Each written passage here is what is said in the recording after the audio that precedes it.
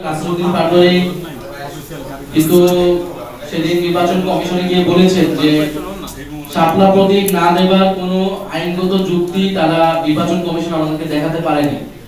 ফলে আমরা এখন পর্যন্ত শাপলা প্রতীকে অটল আছি।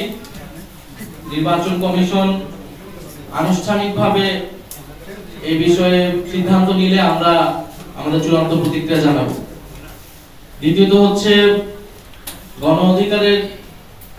অধিকার পরিষদের সাথে যেটা সংযুক্তির বিষয়টা, সেটা আমরা বলেছি সেটা আলোচনার পর্যায়ে রয়েছে। সেই বিষয়ে কোনো সিদ্ধান্ত হলে আমরা আনুষ্ঠানিকভাবে আপনাদেরকে জানাবো। আর মির্জা ফখরুল ইসলাম আলমগীরের বক্তব্যের প্রেক্ষিতে আমি এই মুহূর্তে কোনো প্রতিক্রিয়া দিতে চাই না। যেটা আমি আমার বক্তব্য শেষে বলেছি যে আওয়ামী লীগকে পুনর্বাসন করার রাজনীতি এখন বিএনপি গ্রহণ করে থাকে, সেই রাজনীতি বিএনপির জন্য কাল হয়ে দাঁড়াবে।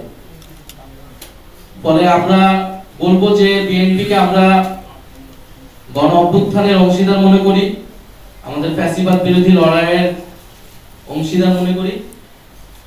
বিএনপি যাতে ভুল রাজনীতি না করে সেই জন্য বিএনপির প্রতি আমাদের আহ্বান থাকবে।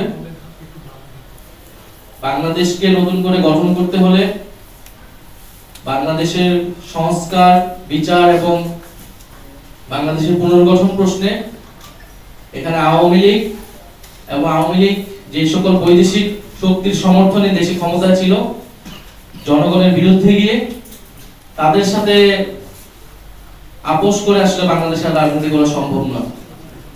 আর জাতীয় নাগরিক পার্টি কোনো শক্তি না, এটা আসলে রাজপথে ভোটের মাঠে জনগণই এটা রায় দিবে। আমরা দেখতে পাচ্ছি যে জাতীয় নাগরিক পার্টি যাতে নতুন শক্তি হিসেবে আবির্ভূত হতে না পারে সেই জন্য কিন্তু চতুর্মুখী আক্রমণের শিকার আমরা হচ্ছি, গত 1 বছর ধরেই হচ্ছি। কারণ বাংলাদেশের এস্টাবলিশমেন্ট, বাংলাদেশের যারা বাংলাদেশকে নতুন করে পুনর্গঠন করতে চায় না, যারা পুরনো ক্ষমতা কাঠামোকে রাখতে চায়, এটা শুধু আওয়ামী লীগ না, আওয়ামী লীগের বাইরেও বিভিন্ন শক্তি, তারা কিন্তু চায় না যে তরুণদের একটি শক্তির উত্থান ঘটুক, জাতীয় নাগরিক পার্টির উত্থান ঘটুক। ফলে গত 16 বছর ফ্যাসিবাদ বিরোধী লড়াই যারা করেছেন, নির্যাতিত হয়েছে, তাদের প্রতি আমাদের সমবেদনা রয়েছে, সহমর্মিতা রয়েছে, কিন্তু তাদের নেতৃত্বে গণ অভ্যুত্থান হয়নি। তারা বারবার আহ্বান করার পরেও কিন্তু জনতা রাজপথে নেমে আসেনি।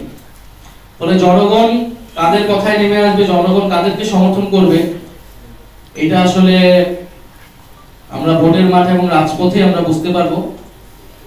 ফলে বিএনপির প্রতি আমাদের আহ্বান থাকবে আওয়ামী পুনর্বাসনের রাজনীতি থেকে সরে এসে বাংলাদেশ পুনর্গঠনের রাজনীতিতে শরীক হতে তরুণদের সমর্থন তাহলে তারা পাবে।